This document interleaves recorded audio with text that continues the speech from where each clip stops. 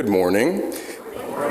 Good morning to those on Zoom and here in the meeting house. If you're here in the meeting house this morning, we just ask that you turn your cell phones into airplane mode or at least disconnect from our very simple Wi-Fi in keeping with our Quaker traditions. Our opening hymn this morning will be There Is a Balm in Gilead. It's in our worship and song, number 179.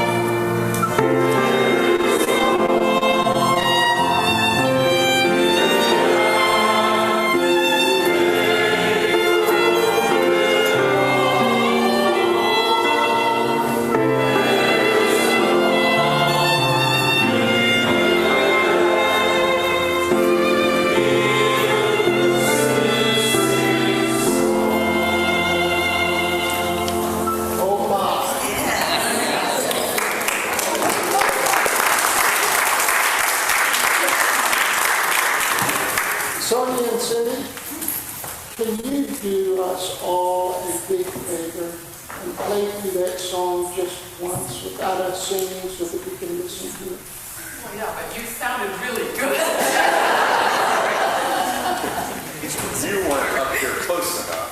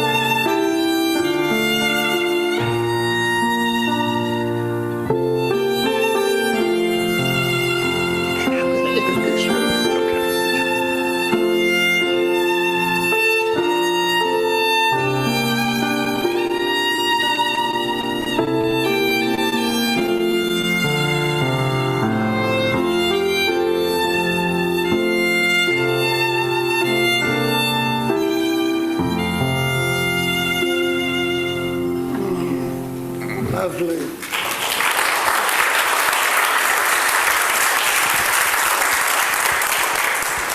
Well, that is Sonya Hayes, the daughter of Sandra, who preached last week.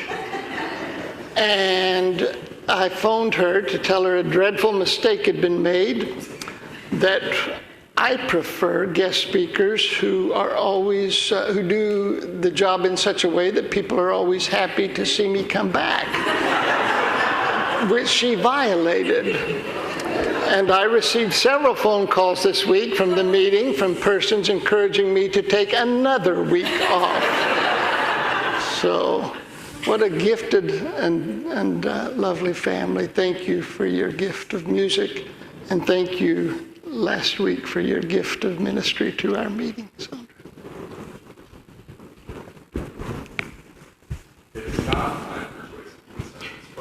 Let me start by saying it is a joy being up here because Phil just flies by the seat of his pants, so he's constantly whispering in your ears all of the changes that he's making on the fly. But I didn't prepare, so it doesn't matter. So let us enter now into our announcements. Anyone on Zoom?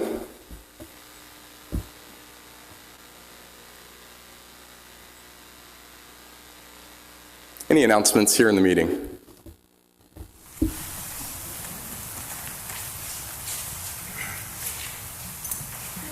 Oh, yeah, come on.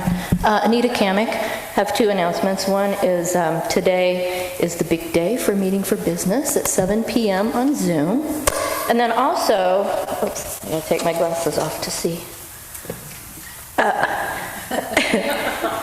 Women's Equality Day is celebrated in the United States on August 26th, so that's next Saturday, to commemorate the 1920 adoption of the 19th Amendment to the United States Constitution, which prohibits the states and the federal government from denying the right to vote to citizens of the United States on the basis of sex. It was first celebrated in 1971, designated by Congress in 1973, and is proclaimed each year by the United States President. I just wanted everyone to know that. Thank you. Oh, yeah. And Tarvin correcting again, still. Our picnic pitch-in is next week, but I have an addendum to that, and that is that one person didn't get the message, and so there's a lovely plate of brownies out in the kitchen for anybody to go eat. So please eat them. Okay, it's been moved out here. I have been informed. Anyway. Free, take a brownie. Pre-picnic.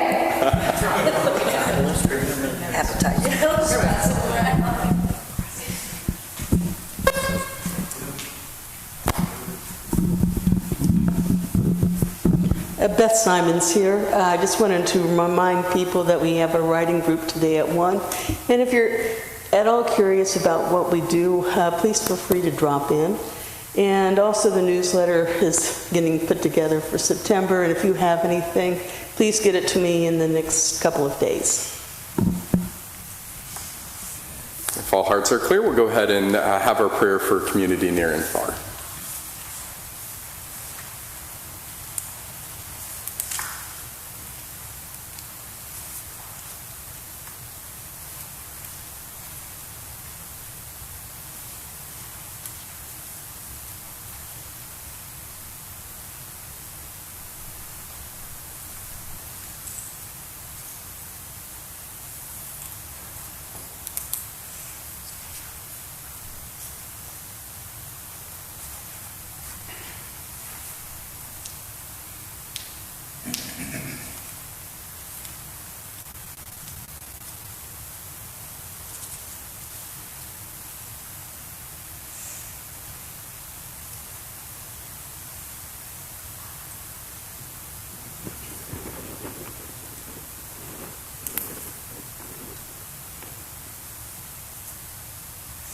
Oh God, we are grateful this morning for beauty,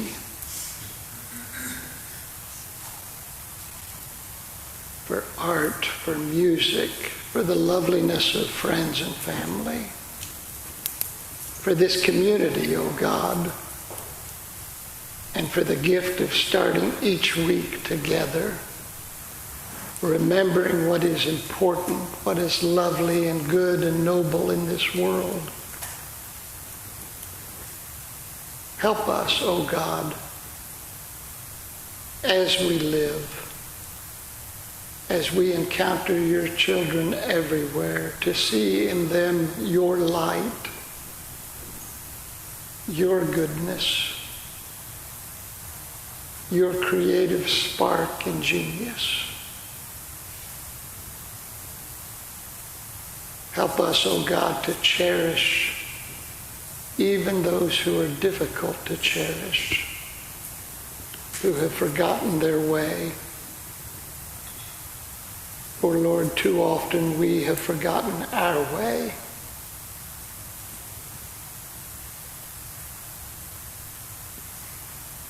And so, O God, for reminders and for opportunities to live beyond ourselves, to welcome the stranger, to comfort the hurting, to feed the hungry, to love those who have been unloved by others. Oh God, for those opportunities today, we are grateful. May we be faithful always to your dream for our world. Amen.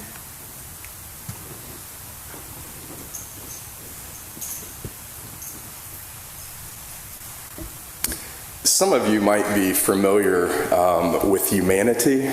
Isn't it weird? They're so strange, this humanity. But nonetheless, as friends, we try to act humanely. There's actually a game called Cards Against Humanity, and I thought that was kind of strange as well. I've not actually played it, but like many of these card games, you draw something, you have a scenario, and then you have to act upon it. Anita, if you could come help me. We have this lovely little folder up here, and it says offertory messages. It feels more like Quaker Cards Against Humanity. I'm going to have her draw our Quaker card against humanity today. Yeah, I thought maybe you'd enjoy this. I'm a teacher. Did you know that? Oh, no, I'll read it. You're playing the game. You all are playing this game. I'm leading us in what's called an offering. For those unfamiliar, this building and things like that, it costs money sometimes, and we appreciate your generosity. We also try to do good in the community. Some of you through your own works and efforts, others through the generous donations that you have. And if you are on Zoom or if you're here in the meeting and you've got our Wi-Fi turned on, I'll remind you to turn it off. But go to our website, fairfieldfriends.org, and you can make contributions there. You can also use the plates in the back and drop off some. Your donations support our peace and justice and social justice efforts. Fairfield supports the work of Friends organizations such as the American Friends Service Committee, the Friends Committee on National Legislation, and Indiana Friends Committee on Legislation, and others in keeping with the beliefs of the Religious Society of Friends. Contributing to Fairfield is easy. You can drop a donation in those plates, or you can sign up for direct payments from your bank account. You can even use PayPal and mail checks right here to the office. We also do something that you're familiar with called collecting of food, and that's going to our QNOT food pantry, and many people are struggling with food insecurity these days, and we hope that you're kind and generous to them as well. So if we could have some ushers come forth for our baskets, and Anita, thank you for playing our little game. We appreciate it. Yeah, I really love rights and social justice. It's like the dealers stack the cards. We're not going to talk about gambling here this morning. Please be generous. Do we have 2 able volunteers? I think we do.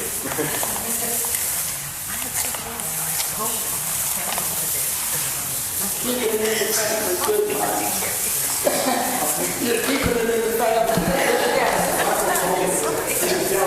Oh, we While we're collecting, this is Lynn Adams, and I got a message from Teresa that today is Cliff Prentice's and his wife Anna's 57th anniversary. Cliff is with us all the time on Zoom, so I think we should acknowledge that and wish you a happy.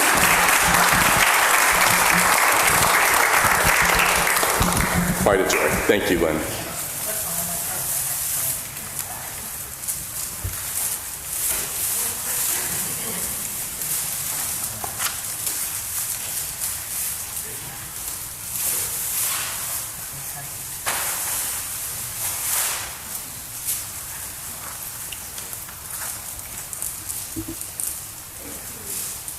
We had strong muscles today, so we did not need the wagon, so that was good. You never know. Well, folks, some of you have this evilness in your lives called Netflix. Reading is often more entertaining for me, and I think Joanne probably agrees, and that's to Phil's demise. But lucky for you, I have recently gone through a conversion. And I've learned of a series on Netflix called How to Become a Cult Leader. I have not personally watched it, but Caden watched it for me and had some great ideas. And as an andragogist, I believe in that importance of lifelong learning and applying what I've learned. So lucky for you, I've learned this from Netflix, how to be a cult leader. So I've been sent to radicalize you. And Larry Cordray may have said center you, but I took that as free liberty, an open invitation rather, to convert you and make you radicalized extremist. Extremists have a bad rep. See, people, they don't like that term, but please don't allow that term to be hijacked by those connotative fools. I assure you, extremism is where it's at. Think about it. All of the big religions have these radical extremists, and here we sit silent. I guess it is extreme and radical at times to be silent, especially when speaking up or acting out is important. Friends, there is room for somebody just like you in this extremist movement. Extremists themselves, they're great. Radical extremists take an idea, and no matter how crazy it might seem to the world, they have complete and total freedom to believe whatever they want and to demonstrate it however they choose. They live their lives unbridled. Extremists, they have it made. There are many different types of extremists. Some of them you're familiar with, like radicalism and reactionism. Of course, chauvinism's real popular, just not in our group. Fundamentalism and even fanaticism. You might be thinking I'm at a Trump rally. That is not true. But I do propose Quakerism joins the ranks. Extremists, radicalization. It's that process by which an individual or a group comes to adopt increasingly radical views in opposition to a political, social, or a religious status quo. I began to consider and now ask you to consider, in what ways might we as friends break the status quo and demonstrate radically what does it mean to love one another? What does it mean to be an extremist when it comes to not judging other people? Galatians 5:22 through 23 provides us a list that I think we as Quakers could actually radicalize. Perhaps it's just the attention that friends have been feigning for. Beginning in verse 22, the Holy Spirit produces this kind of fruit in our lives: love, joy, peace, patience, kindness, goodness, faithfulness, gentleness, and self-control. There is no law against these things. As you center down, consider being an extremist in these fruits of the Spirit.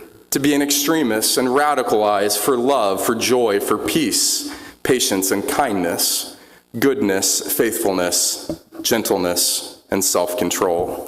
Consider in which areas in your life or in your relationships, even in your grievances, do you need to radically change the situation? How might these fruits, when radicalized, help you, help our community, and heal our world?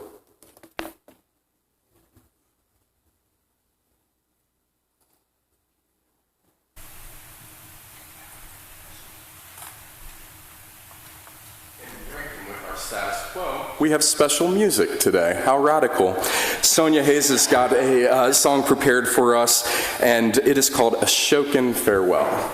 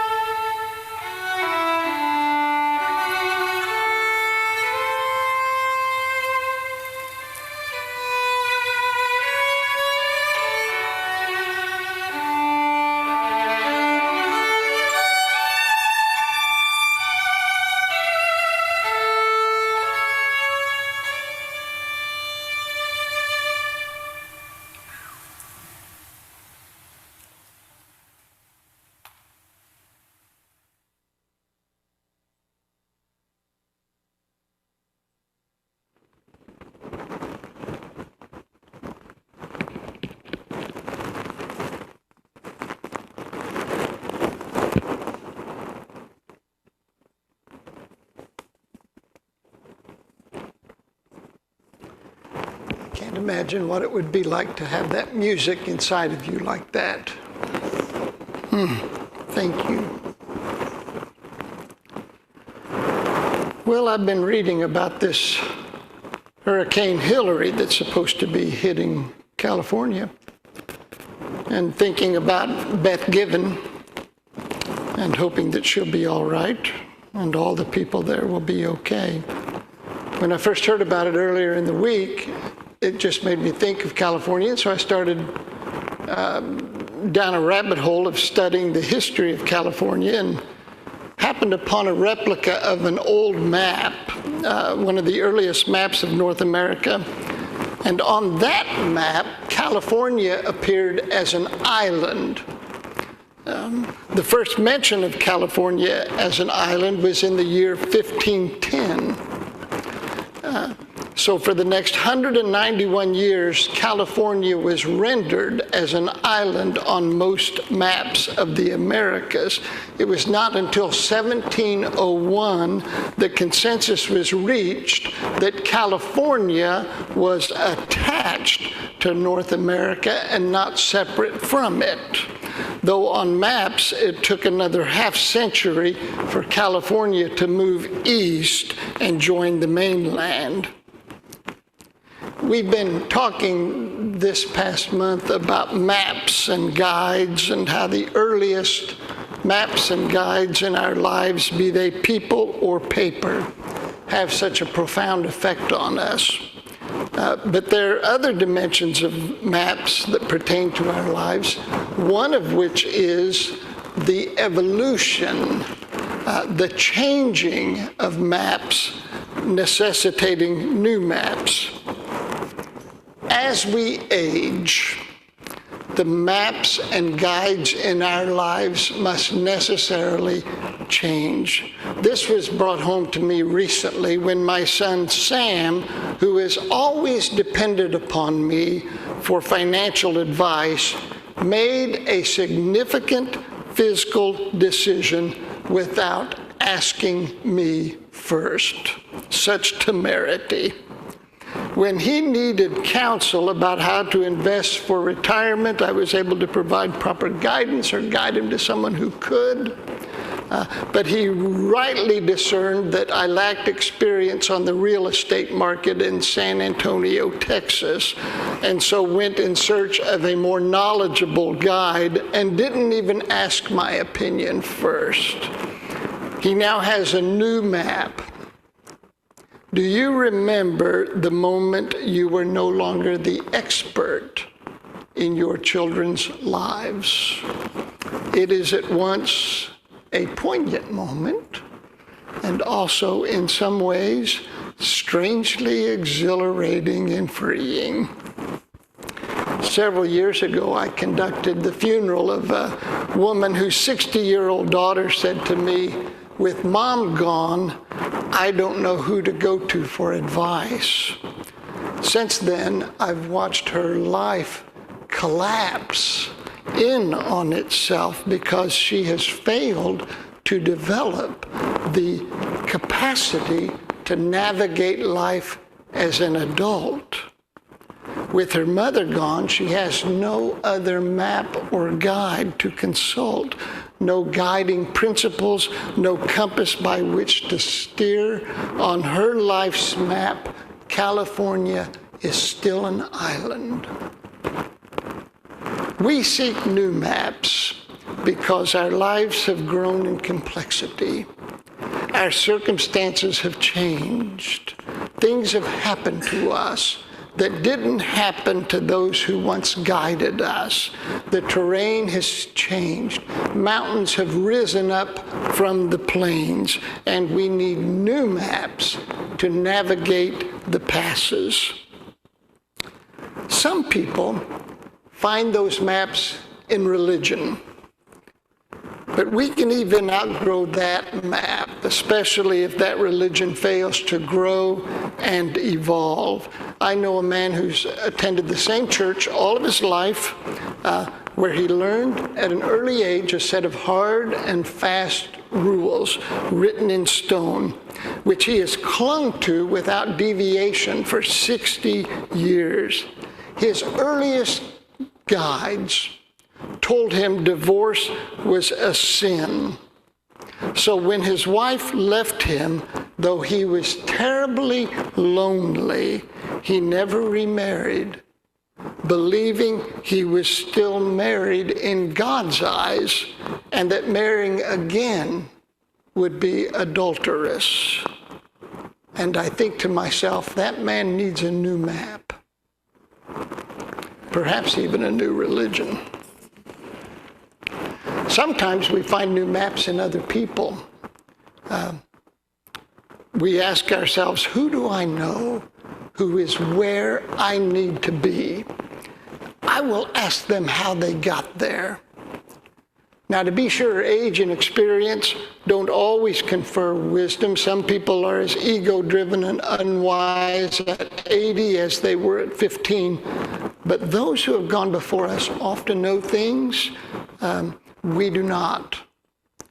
And this really has nothing to do with our age. This is almost always the case, that there is always someone who has gone before us who can teach us something we need to know. I remember when I was 36, I got my first royalty check. And I thought I was so smart, and boy, did I have fun. I was like a kid in a candy store. I was spending money right and left. Quaker simplicity be damned. It was great. My mom said, don't do that. Don't do that. It may not last. Life changes. I thought, what does she know? She's never written a book. I didn't say that, but I thought it. But she knew. And Joanne knew and put me on an allowance before I bankrupted us. But I had to find a new map. My old map said, spend it if you have it. I got that advice, incidentally, from Larry Cordray, who, when I asked him for advice, I said, do you have any tricks to money management, any wise counsel? He said, yeah, I'll tell you what I do. I said, what do you do? He said, well, if I have money, I spend it. If I don't, I don't. I thought, oh, well, all right. So you find a new map. My old map said, spend it if you have it. My new map said, nothing lasts, be wise.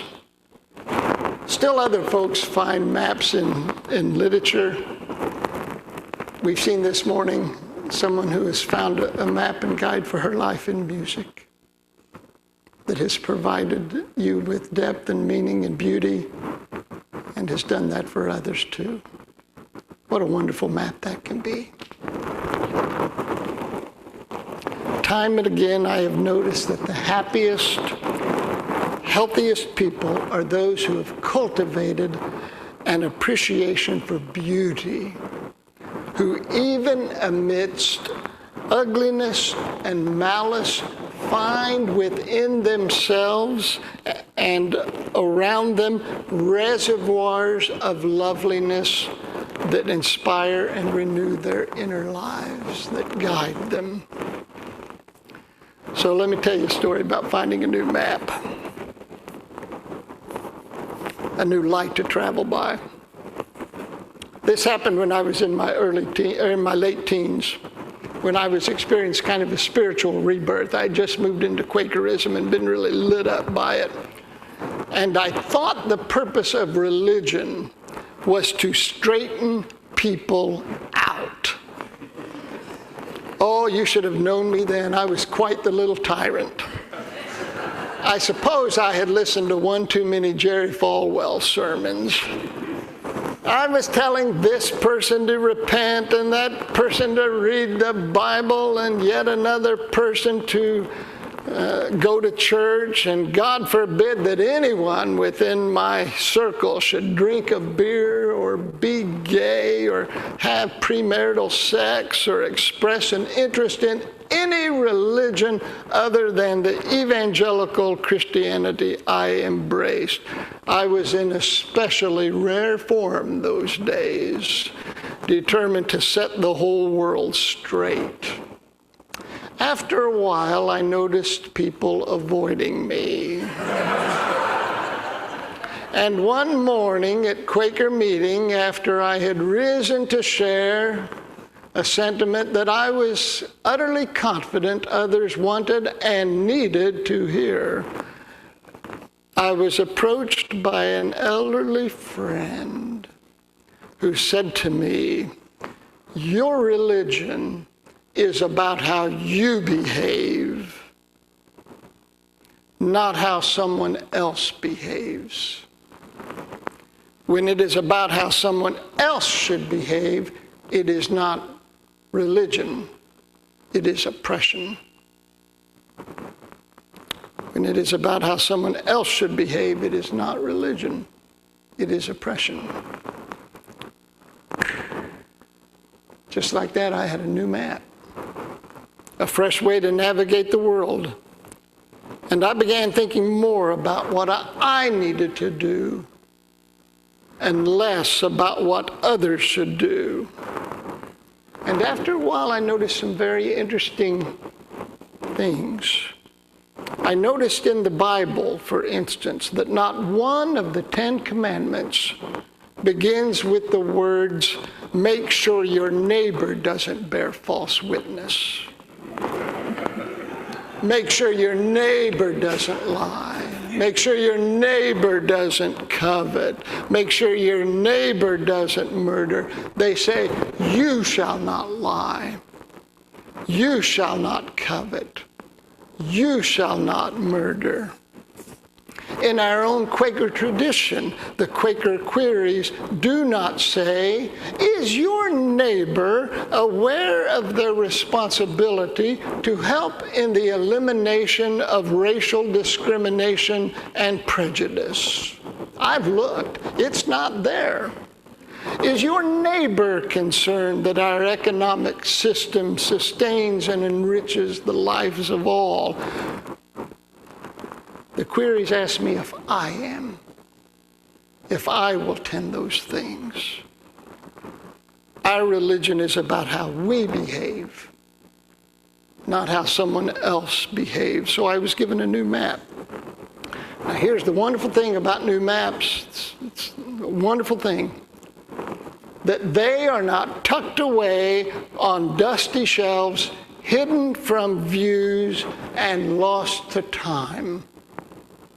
They are often just within reach and sight, requiring only that we pick them up, study them carefully, and adjust our journeys accordingly.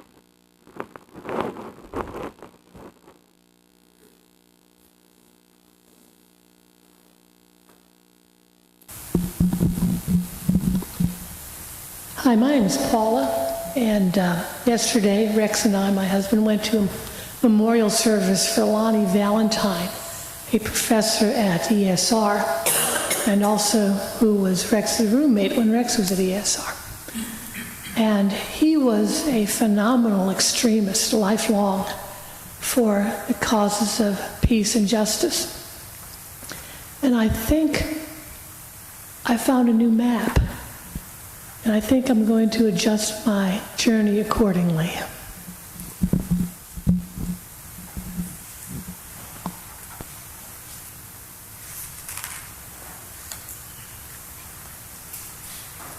If all hearts are clear, let's go ahead and be a little bit radical and sing a song of peace in your worship and song. It's item 304.